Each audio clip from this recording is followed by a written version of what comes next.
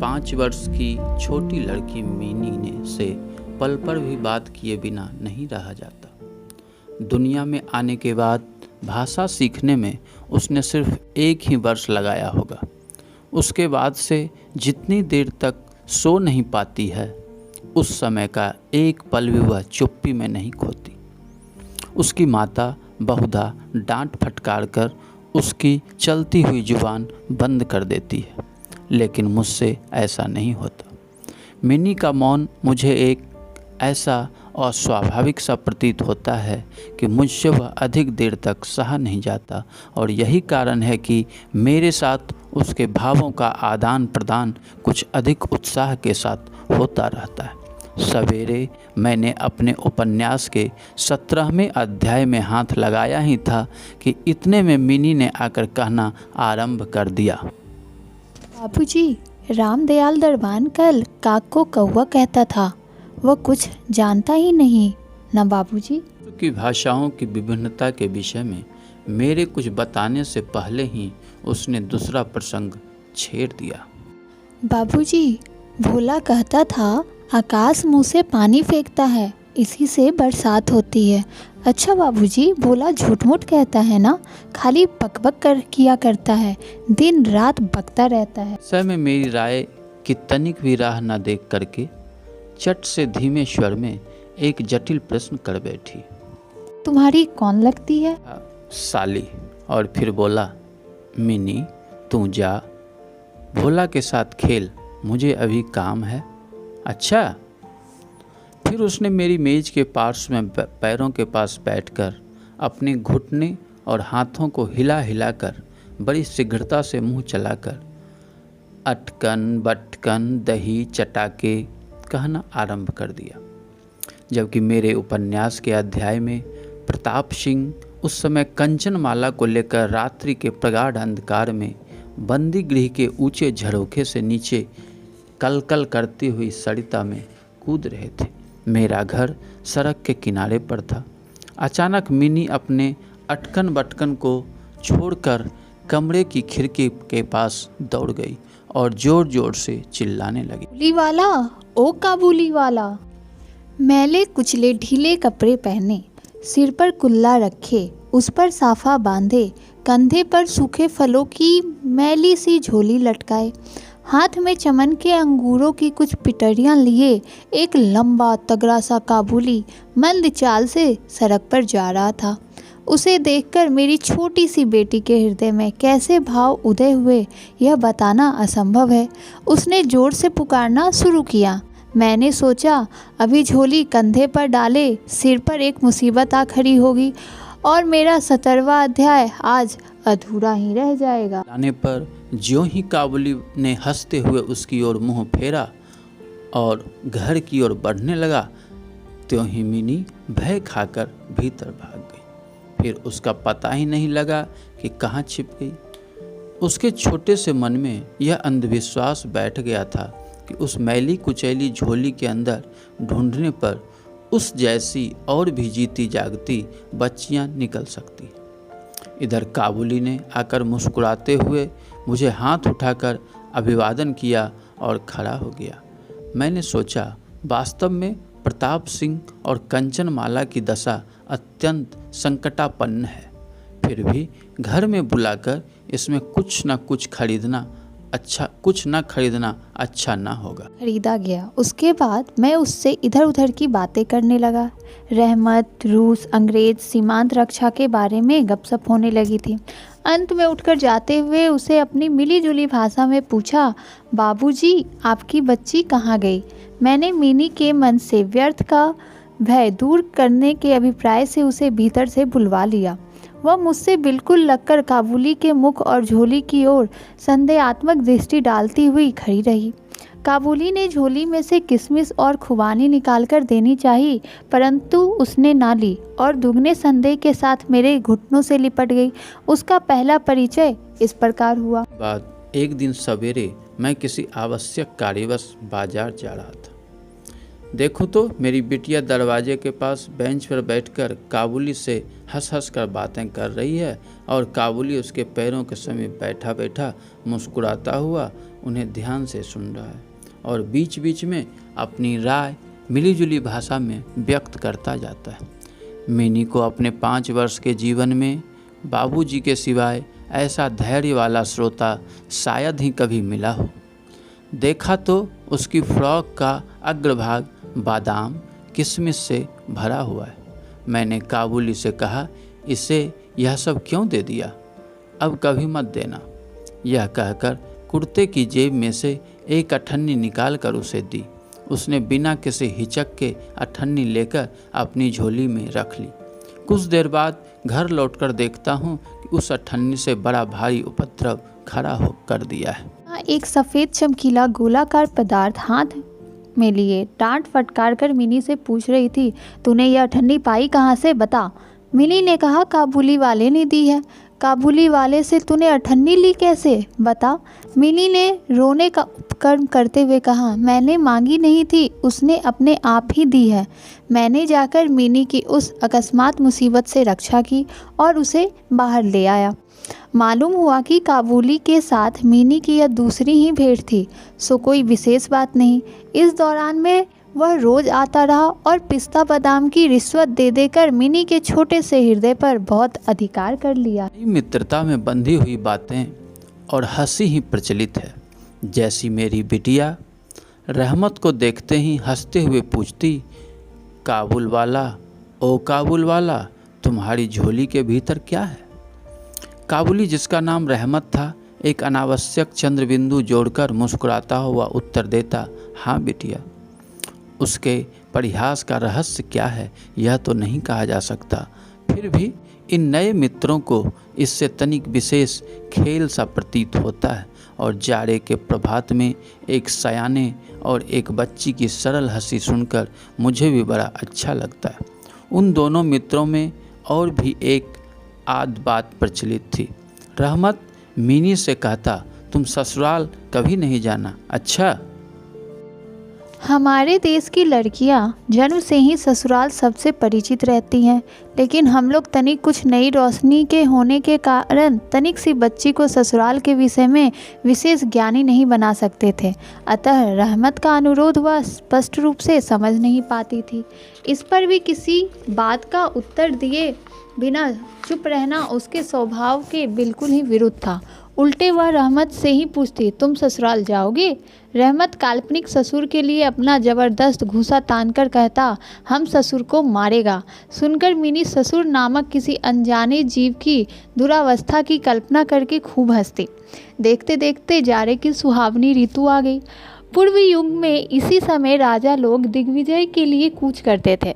मैं कोलकाता छोड़कर कभी कहीं नहीं गया, शायद इसीलिए मेरा मन ब्रह्मांड में घूमा करता था, यानी मैं अपने घर में ही चिर प्रवासी हूँ। बाहरी ब्रह्मांड के लिए मेरा मन सर्वदा आतुर रहता है। किसी विदेश का नाम आगे आते ही मेरा मन वहीं की उड़ान लगाने लगता है। इसी प्रकार किसी विदेशी को देखते ही तत्काल मेरा मन सरिता पर्वत विरह वन के बीच में एक कुटीर का दृश्य देखने लगता है और एक उल्लासपूर्ण स्वतंत्र जीवन यात्रा की बात कल्पना में जाग उठती। तो मैं ऐसी प्रकृति का प्राणी हूँ जिसका अपना घर छोड़कर बाहर निकलने में सिर कटता है। यही कारण है कि सवेरे के समय अपने छोटे से कमरे में मेज के सामने बैठकर उस काबुली से गपशप लड़ाकर बहुत कुछ भ्रमण कर लिया करता हूँ। मेरे सामने काबुल का पूरा चित्र खिंच जाता।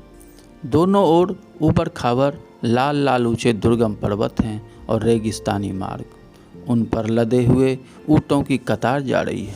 ऊंचे ऊंचे साफे बांधे हुए सौदागर और यात्री कुछ ऊँट की सवारी पर हैं, कुछ पैदल ही जा रहे हैं। किसी के हाथों में बर्छा है तो कोई बाबा आदम के ज़माने की पुरानी बंदूकें थामे हुए हैं।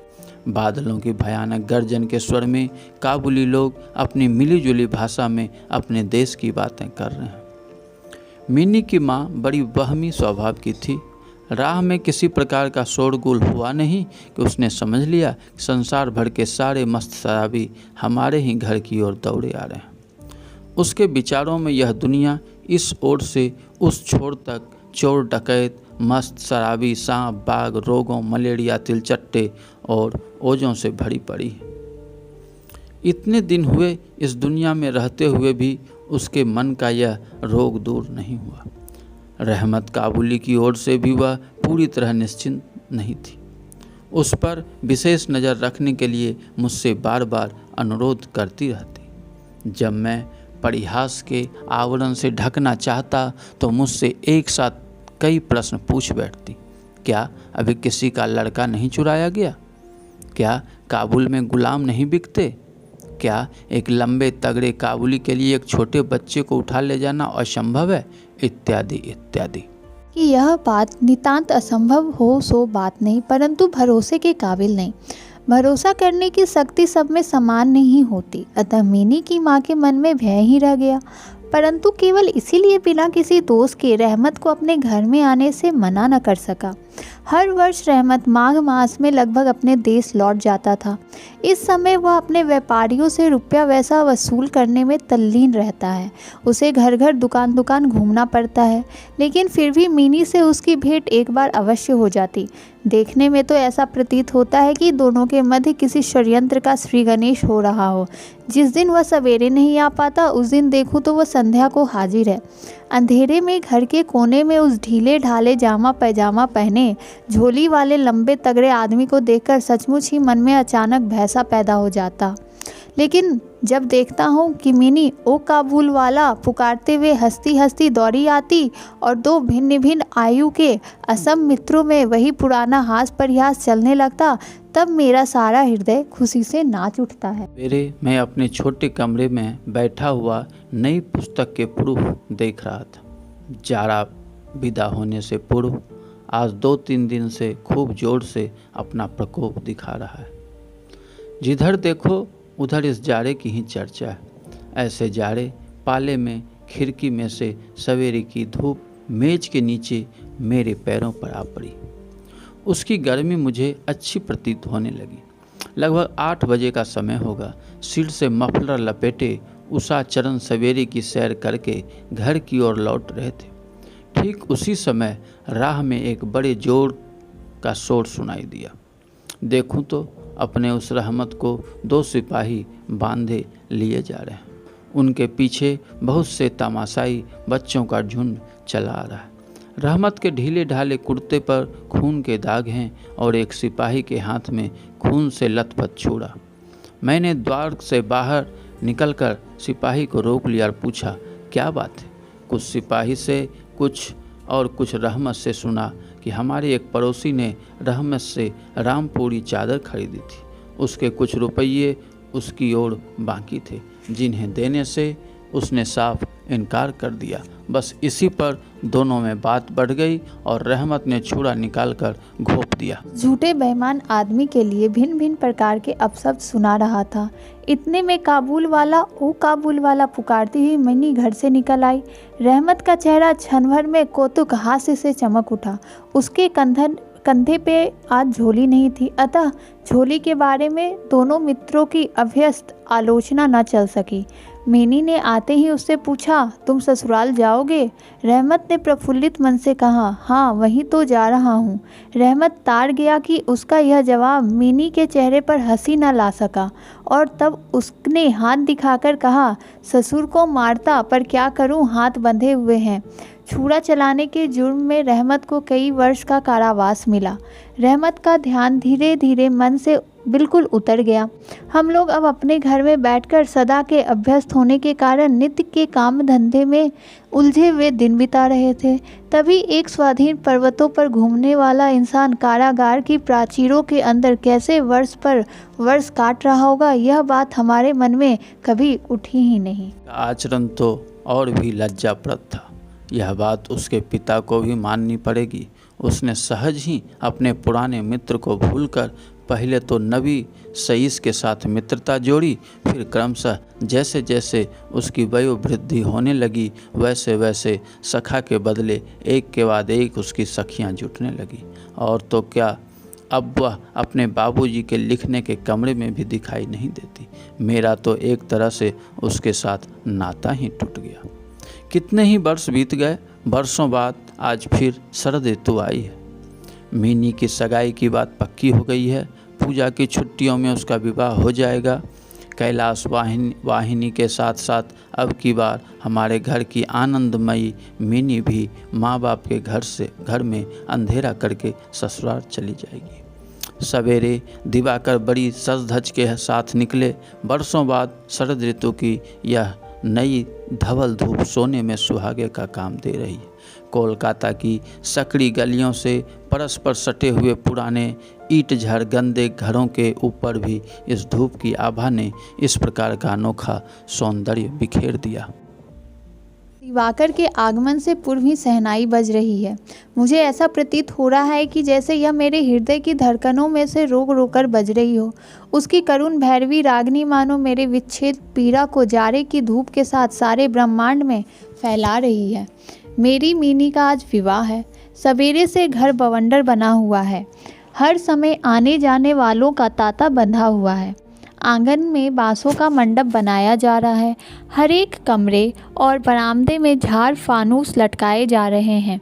उन्हें टक टक की आवाज़ मेरे कमरे में आ रही है। चलो रे जल्दी करो, इधर आओ कि तो कोई गिनती ही नहीं है। मैं अपने लिखने पढ़ने के कमरे में बैठा हुआ हिसाब लिख रहा था। इतने में रहमत आया और अभिवादन करके खड़ा हो गया।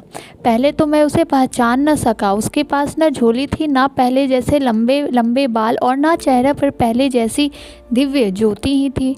अंत में उसकी मुस्कान देखकर पहचान सका कि वह रहमत है। क्यों रहमत, कब आए? मैंने पूछा। कल शाम को जेल से छूटा हूँ, उसने कहा। सुनते ही उसके शब्द मेरे कानों में खट से बज उठे। किसी खूनी को अपनी आंखों से मैंने कभी नहीं देखा था। उसे देखकर मेरा सारा मन एकाएक सिकुड़ सा गया। मेरी यही इच्छा होने लगी कि आज के इस शुभ दिन में वह इंसान यहाँ से टल जाए तो अच्छा। आज हमारे घर में कुछ आवश्यक काम है, सो आज मैं उसमें लगा हुआ हूँ। आज तुम जाओ, फिर आना। मेरी बात सुनकर वह उसी क्षण जाने को तैयार हो गया, परंतु द्वार के पास आकर कुछ इधर उधर देखकर बोला, क्या बच्ची को तनिक नहीं देख सकता? शायद उसे यह विश्वास था कि मीनी अब तक वैसी ही बच्ची बनी हुई है। उसने सोचा हो कि मीनी अब भी पहले की तरह काबुल वाला पुकारती हुई दौड़ी चली आएगी। उन दोनों के पहले हास परिहास में किसी प्रकार की रुकावट न होगी। यहाँ तक कि पहले की मित्रता की याद करके वह एक पेटी अंगूर और एक कागज़ के दोने में थोड़ी सी किशमिश और बादाम शायद अपने देश के किसी आदमी से मांग तांग कर लेकर आया था। उसकी पहले की मैली कुचैली झोली आज उसके पास ना थी। मैंने कहा, आज घर में बहुत काम है, सो किसी से भेंट न हो सकेगी। मेरा उत्तर सुनकर वह कुछ उदास सा हो गया। उसी मुद्रा में उसने एक बार मेरी मुख की ओर स्थिर दृष्टि से देखा, फिर अभिवादन करके दरवाजे के बाहर निकल गया। मेरे हृदय में न जाने कैसी एक वेदना सी उठी। मैं सोच ही रहा था कि उसे बुलाऊं। इतने में वह देखा कि वह स्वयं ही आकर खड़ा है। वह पास आकर बोला, ये अंगूर और कुछ किशमिश बादाम बच्ची के लिए लाया था, उसको दे दीजिएगा। मैंने उसके हाथ से सामान लेकर पैसे देने चाहे, लेकिन उसने मेरे हाथ को थामते हुए कहा, आपकी बहुत मेहरबानी बाबू साहेब, हमेशा याद रहेगी। पैसा रहने दीजिए। थोड़ी देर रुककर वह फिर बोला, बाबू साहेब, आपकी जैसी मेरी भी देश में एक बच्ची है। मैं उसकी याद करके आपकी बच्ची के लिए थोड़ी सी मेवा हाथ में ले आया करता हूँ। मैं यहाँ सौदा बेचने नहीं आता। उसने ढीले ढाले कुर्ते के अंदर हाथ डालकर छाती के पास से एक मैला कुचैला मुड़ा हुआ कागज़ का टुकड़ा निकाला और बड़े जतन से उसकी चारों तह खोलकर दोनों हाथों से उसे फैलाकर मेरी मेज पर रख दिया। देखा कि कागज़ के उस टुकड़े पर एक नन्हे से हाथ से के छोटे से पंजे की छाप है। फोटो नहीं, तेल चित्र नहीं। हाथ में थोड़ी सी कालीख लगाकर कागज़ के ऊपर उसी का निशान ले लिया गया। अपनी बेटी के इस स्मृति पत्र को छाती से लगाकर रहमत हर वर्ष कोलकाता की गली कूची में सौदा बेचने के लिए आता है और तब वह कालिक चित्र मानो उसकी बच्ची के हाथ का कोमल स्पर्श उसके बिछड़े हुए विशाल वक्षस्थल में अमृत उड़ेलता रहता है। आंखें भर आई और मैं इस बात को बिल्कुल ही भूल गया कि वह एक मामूली काबुली मेवा वाला है। मैं एक उच्च वंश का रईस हूँ। फिर मुझे ऐसा लगने लगा कि वह है वही मैं हूँ, वह भी एक बाप और मैं भी। उसकी पर्वतवासिनी छोटी बच्ची की निशानी मेरी ही मिनी की याद दिलाती है। मैंने तत्काल ही मिनी को बाहर बुलवाया। हालांकि इस पर अंदर घर में आपत्ति की गई, परंतु मैंने उस पर कुछ भी ध्यान नहीं दिया। विवाह के वस्त्रों और अलंकारों में लिपटी हुई बेचारी मिनी मारे लज्जा के सिकड़ी हुई सी मेरे पास आकर खड़ी हो गई। उस अवस्था में देखकर रहमत काबुल पहले तो सकपका गया। उससे पहले जैसी बातचीत करते ना बना। बाद में हंसते हुए बोला, लल्ली सास के घर जा रही है क्या? मिनी अब सास का अर्थ समझने लगी थी, अतः अब उससे पहले की तरह उत्तर देते ना बना। रहमत की बात सुनकर मारे लज्जा के उसके कपोल लाल सुर्ख हो उठे। उसने मुंह को फेर लिया। मुझे उस दिन की याद आई जब रहमत के साथ मिनी का प्रथम परिचय हुआ था।